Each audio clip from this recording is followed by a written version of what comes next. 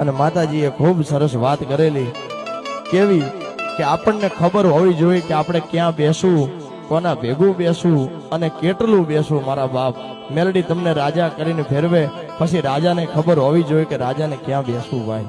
હા એટલે ભાનુભાઈ માતાજીનો બંધવાળી મેલડીનો શું આદેશ છે કે હંસલા બની મોતી ચણજો અને ખાડા ખાબોચીએ ના બે હતા.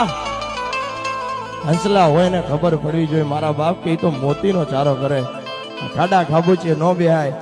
કે હોના જેવી કિંમત તમારી એન તાંબાના ભાવે ના વેચતા.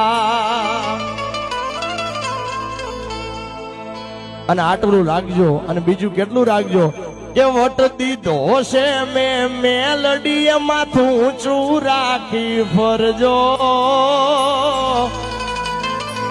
હું કોઈ જ્ઞાન